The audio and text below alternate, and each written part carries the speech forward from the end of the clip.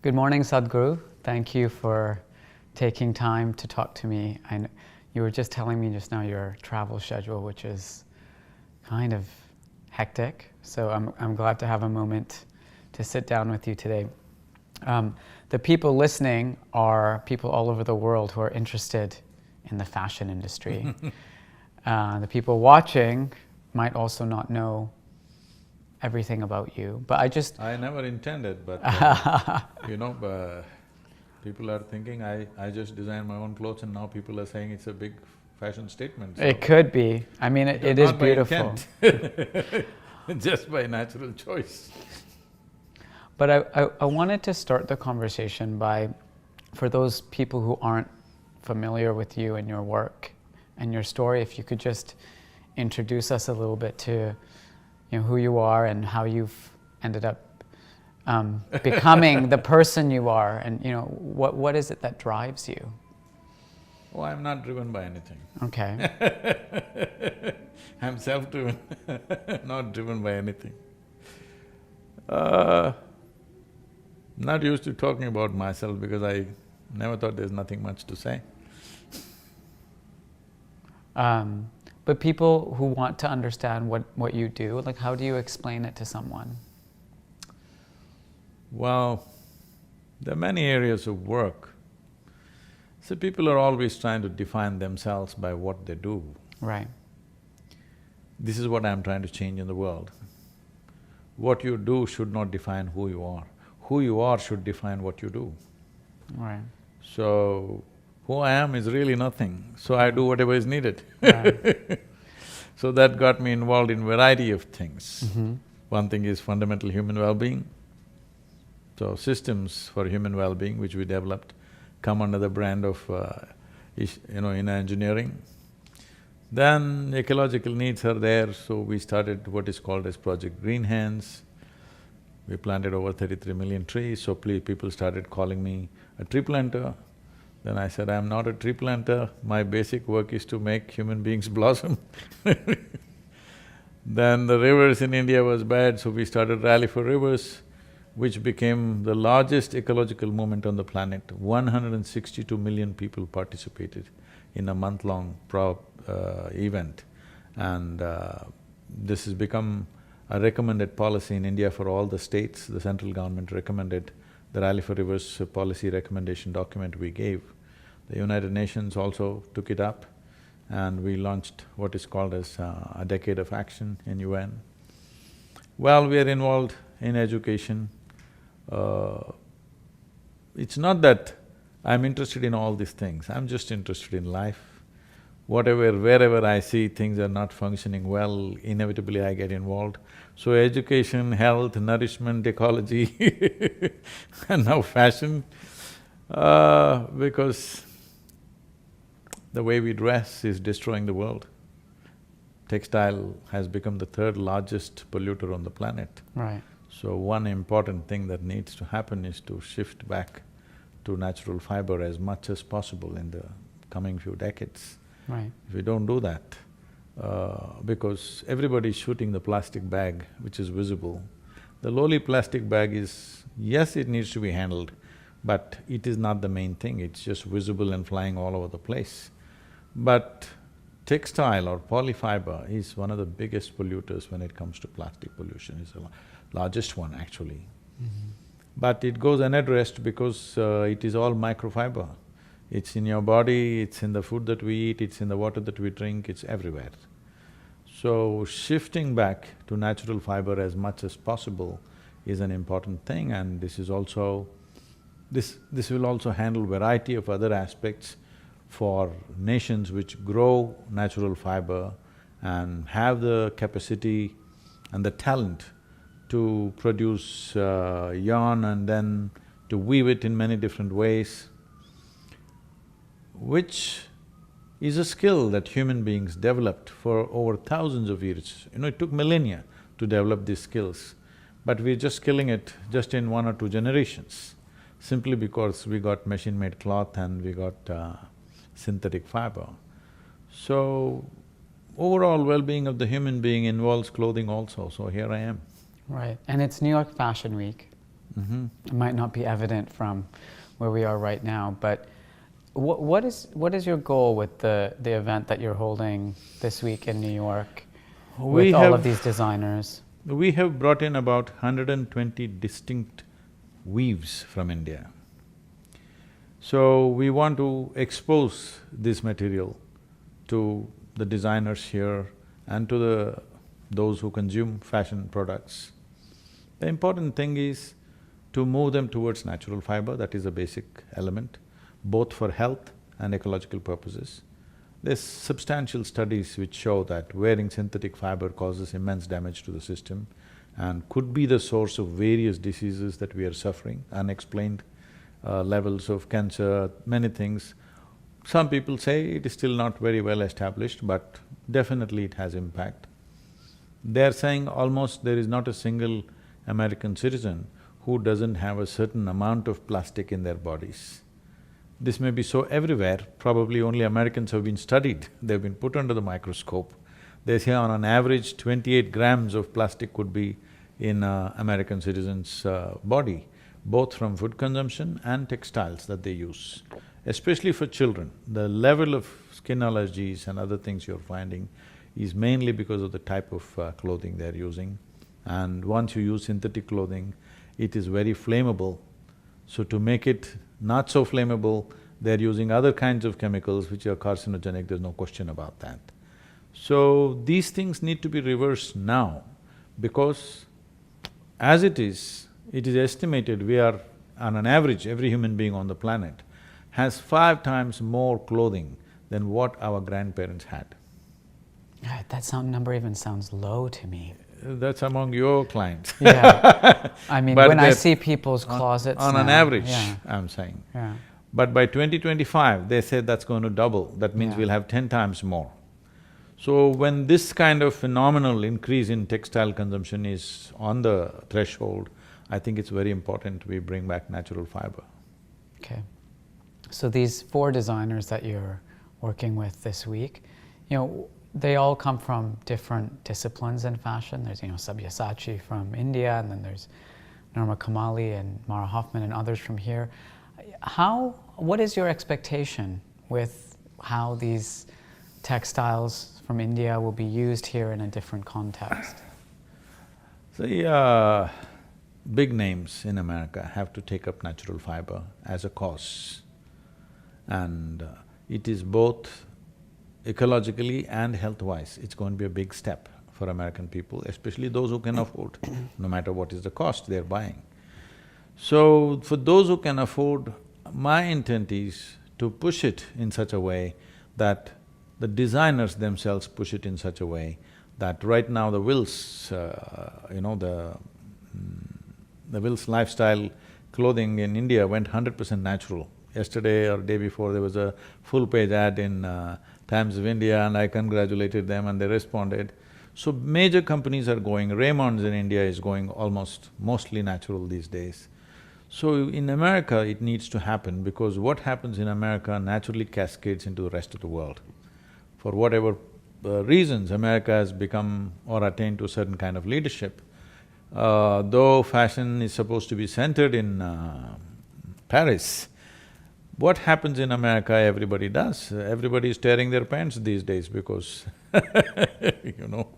it happened in America. So I feel American designers are very important in this process, that we recommend at least 50% of the well-to-do should turn to natural fiber. This will also create a market. As I said, there are 136 distinct weaves in India. These must survive, means there must be a market also. This is not about whether it's Indian or not Indian, that's not the point. These are skills which evolved over millennia. We're just killing them just like that, not understanding what is involved in making these things. Yeah, I mean, speaking of the Indian textile industry, there's been a lot of threats to the survival of textile crafts and the tradition of creating these textiles, which many of them have been passed down from generation to generation. Can you educate us a little bit on what's the history of textiles in India, why they're so important, why they're integral to the culture of India and expression of the creative side of people. See, if you look back a few thousand years ago, nobody on the planet dressed like Indians with the finest possible cloth. When clothing in rest of the world was very gross and coarse kind of clothing, in India we produced the finest kind of clothing. Well, I'm talking about looking at because in India we don't record history by factual facts and accounts and numbers and things like that. But if you look at the stories, if you go back to a story like Mahabharata, almost 6,000 years ago, they're talking about pitambar, a silk cloth which is very fine and which has certain, in terms of its color and its vibrance, it's of a certain kind. 6,000 years ago, they were wearing those kind of clothes. So if you go back into the Indian folk history, you will see enormous talk about what kind of clothing. Well, we know 300 years ago, we were the largest textile exporting country in the world. 85% of the world's exports in textiles was India. Between 1800 and 1860, systematically, Her Majesty's, works systematically destroyed textile industry. Well, this is not to create bitterness, but this is a fact of history, that somebody took advantage of it and they developed their industry and they destroyed another nation's industry. And because of this, people went into farming to survive, because it is believed that there's no records of how many Indians die usually. Between 1800 and 1860, it is believed about 1.5 to 1.7 million textile weavers died out of starvation and lack of… because textile export dropped by 98% in 60 years. Wow. And its value dropped by 6,300% in 60 years' time. So people lost their livelihoods, and that's when everybody moved into agriculture. When the British left in 1947, over 90% of Indians were in agriculture. Not all of them are farmers, most of them were weavers and related industry who all went into farming just to survive, to scratch the earth and have something to eat. Subsistence farming became a big part of Indian survival. It is only now they're again moving out into various other activities. And even today, in the last 10 years, over 300,000 farmers have committed suicide because they're all growing only food from their old practice of growing food for their own survival. Our intent is at least 30% of the farmers or farmland should go into natural fiber. Back into textiles. Yes, because they're only growing perishable items and there is no market system where perishable items will be preserved and he will get the right kind of price. If he has a bad crop, he has a bad crop and he dies out of that. If he has a good crop, the prices will crash in the market and he'll die out of that. This is the way the economy is going all the time. Sure. So shifting a percentage of land into natural fiber will be a big step in that direction. Even today, over 4 million families are involved in textiles. Out of these 136 weaves that I'm talking about, nearly 67 of them are almost extinct. Yes. Just one family, one old man keeping it alive. His children have already become software engineers they are somewhere else in the world. Yeah. And just this one more person dies in the next 10–15 years' time, that form of weaving will just die. How distinct it is means, there is a place, this is… because you're a fashion person, you must visit these places, they're unique. There's a place called Gulled Gudda, that means in meaning, it's a Kannada word, it means that a hill that ran away. A hill that ran away. Yes, because way back, we don't know when, what dates, a whole village lived on the hill. For some reason, maybe they ran out of water, I don't know what happened, they all moved to the plains. So in that one village, they have a distinct way of making only blouse pieces, the Indian sari blouse. Of course. They make only that particular thing, it is made only in that particular village in the entire country. Wow. It is… that blouse piece only they make, they can't make it any longer, they are trained only to do that. And that has a market in a certain sort of people. But all these things are disappearing because no designer to tell them, okay, you can make some other kind of… the same weave, you can make it into a dress material or you can make it into something else, because the number of people wearing saris has dropped dramatically in the last 10 years. It's almost disappearing, except in southern India, in the north you hardly see anybody in saris. So, the market is disappearing and naturally the talent will disappear. These are things that we must be proud of, because how many ways human beings learn to do things with their hands is incredible. Right.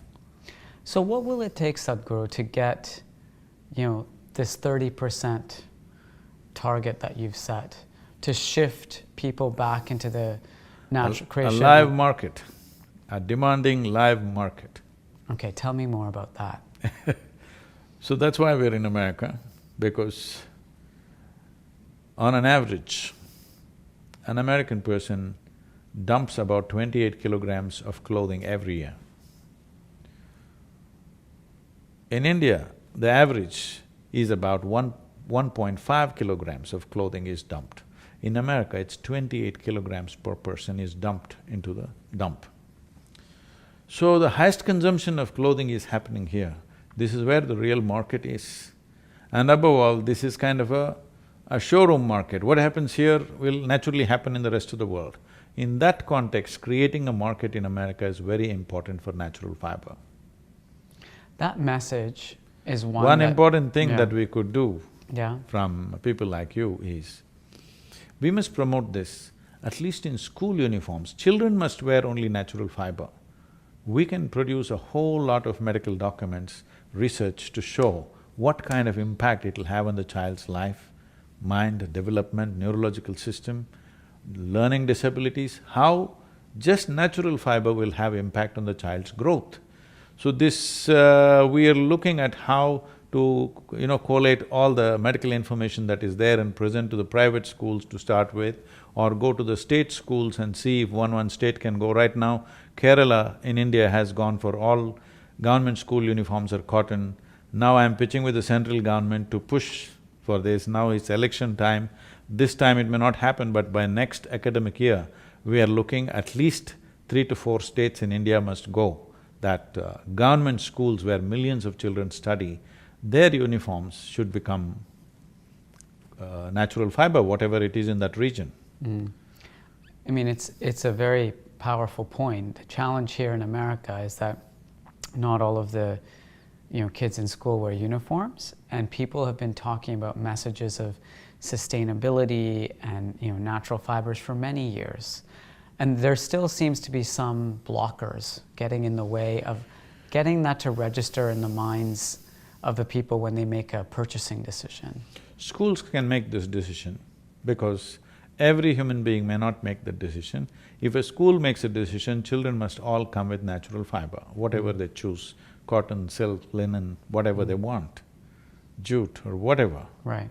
So if they make the decision whether they're wearing a fixed uniform or whatever they wear, the most important thing is, we must move away from this sense of clothing must be all starched like a knife and, must be pointing this way, we are not in some army or something. It's all right to wear something little crumply, Actually, the most affluent people are wearing very crumply and torn clothes again. This is true. The other interesting connection to Indian textiles happens to be a timely one, because this is the 150th anniversary of the birth of Gandhi. That is why we call this Fashion for Peace. Okay, so tell me I'm part about of the that. 20-member committee chaired by the Prime Minister for this. So as a part of this, we are doing 3 major focus of activity. One thing is, we are doing big movements with the farmers. So, we are setting up large-scale farmer-producer organizations, bringing scale to India's farming. India's farming, the biggest problem is lack of scale, because the average land ownership is 1 hectare, which is 2.25 acres. With that scale, the investment that goes into it, there's no way he's going to make it. So the important thing is integration, not of land, but of input in terms of irrigation and marketing.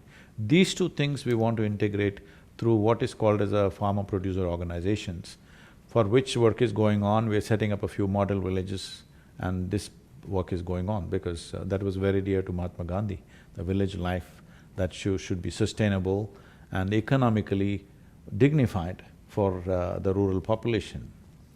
The next thing is textile, because when you think of Mahatma Gandhi, you're always thinking of a spinning wheel, charaka it's called. So we are into textiles, this is called Save the Weave project, and right now it is being… in America it is named as Fashion for Peace, but in India it goes by the same umbrella brand, Save the Weave. Many things are being done. We are identifying all those type of weaves which are dying, which are sure to die in the next 10 to 20 years' time, because there's only one family usually keeping it up. We are seeing how to put young people who are interested in learning and propagating that and taking it up as a business. For all this, market is important. That's why one focus is here, and in India we're doing various other things for the same. The third thing is, there is no culture of peace in the world, in the sense, whenever there is a war or conflict, we have conflict resolutions, but we have not focused on developing a culture of peace. There are communities in the world who have developed a culture of peace among themselves, that they have found ways… See, in every transaction there could be conflict. This is the nature of human transactions. But if you evolve a culture of peace within yourself, in your community, in your nation, among nations, then there is a way of resolving these problems and these potential conflicts in a peaceful manner. So, we are looking at conversations with celebrities who will turn everybody's heads in the world, those kind of celebrities. One we will do either in New York or Washington, another in London, one in Berlin and one in Moscow, and then we are closing with Porbandar. We are establishing a… That's where Gandhi was born, Porbandar. Yeah. We wanted to put this in Porbandar, but now they asked us to move to Ahmedabad. So Ahmedabad, where Sabarmati ashram is, where Mahatma Gandhi's ashram is, if you… overlooking that, if you look from there, down below is the riverfront of Sabarmati river. So at that place where from the ashram you can see it, every day there are thousands of visitors to Mahatma Gandhi's ashram, they can see a 12-foot tall bust put on a 4-foot high platform designed in a certain way. As you know, we built this Yogi statue in a unique way, so this is being already made in our center. So we will do that on 2nd of October, which is Mahatma Gandhi's birth anniversary. I wanted to conclude the conversation. I would be remiss if I didn't ask you a bit of advice, because there's millions of people around the world who seek your counsel on navigating life and the vicissitudes of life, as some people call them. Earlier I was talking to you about what once one person called or told me or described to me as an epidemic of stress in the world. In our industry, in the fashion industry, but as you pointed out, in every industry, everywhere, people are stressed. Where do you think this epidemic of stress comes from, and how can people eradicate stress? So stress is not because of a situation in which we exist. Stress is because of a situation that we do not know how to manage our body, our mind, our emotions and our energies. Because essentially because you have a very complex machine here. If you want to look at human mechanism, it is the most sophisticated machine on the planet. Though everybody is too enamored with their iPads and iPhones and whatever other phones they're using, they're calling them smartphones. You call somebody smart only when you find them smarter than you, isn't it? Hello?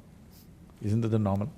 Yeah, I You… can you see that. say, oh, this is a very smart guy. Why? Because you found him smarter than you. Okay. So the phone has become smarter than you in some way, because at least it seems to know what it is doing. Most human beings don't know what the hell to do with themselves because they're going at a very sophisticated machine without even reading the user's manual, to put it simply. They haven't paid attention to how this one works. Simply they want to conquer the world. They are a mess, but they want to conquer the world. See, when you yourself are an issue, how will you handle any issue, tell me? If fashion is stressful, well, politics must be horrible. Running an automobile industry must be worse. Spirituality must be terrible because all the time you're meeting these people. Right. The problem is only you don't know how to manage yourself, isn't it? So this inability to manage yourself has come because we want to manage everything except ourselves. Before you touch something, you must be in a good condition, isn't it? If you're really interested, before I touch you, I must be clean, isn't it? Yeah. People, if they're handling their little infants or something, they wash their hands clean and everything and handle. Why? Because they understand, what I love, before I touch it, this must be clean. So before you touch the world, this must be clean. Now when you are in a stressful condition, you're saying because of a certain industry or a job or whatever. Somebody comes to me, he's heading a multinational company, a global leader. He's in a terrible condition. He comes and says, Sadhguru, I can't take this anymore, the kind of pressure they're putting on me, it's just killing me. I look at him and say, may you be fired. He says, Sadhguru, what are you doing? I said, hey, you're suffering your job so much. If you get fired, at least you can walk the beach. Yeah. And I'm sure somebody else is ready to take this damn job. I'm sure 100 people are waiting to take your job. A lot of people would kill to have his job, I know but you're suffering it so much. Why for you? Either you fix yourself or you get out of that place, isn't it? Tell me, what is it that is not stressful for human beings? If they're poor, they suffer they're stressed about their poverty. If they become rich, they're stressed about the taxes. They're not educated, they're stressed. Ask the children to go to school, how much stress? Not married, they're stressed, get them married. Also stressed. So, if you're out of your business, if you're out of your family, if you're out of all activity, will you live joyfully and fantastic? No, if you're alone, you'll be stressed to the core, isn't it? So the problem is not with your activity, the problem is the fundamental mechanism has not even been something so complex, no attention has been paid. So entire process of inner engineering is just this, that you understand how this mechanism works. Once you know how it works, you know how to deal with it. Your body, your mind. See, people are 50, 60 years of age, they've still not figured how to handle their thought and emotion. When are they going to do it? Do they have a millennial lifespan? I don't know. By the time you're 15, 16, at least you should have figured it out. But at 60, you still don't know how to handle your thought and emotion. When will you figure it? Right. You know, you once said, life around you will never happen the way you want it, and it should not. What did you mean by that? Because if everything happens your way, where do I go? I'm glad it's not happening your way. Right. Little bit your way, little bit my way, little bit somebody else's way. This is how the world should happen. If it happens all your way, or even if you want it all your way, you're a tyrant. It'll never happen though, fortunately. Even for the worst tyrants, it did not happen, isn't it? Right. Fortunately. Fortunately. Well, thank you very much for taking time to chat with me. That was very illuminating. There was a lot to learn about, you know, the textile industry and sustainability, and also a bit of advice to help manage ourselves. You must develop the market for natural fibers. This is not just about fashion. this is going to make millions of people's lives.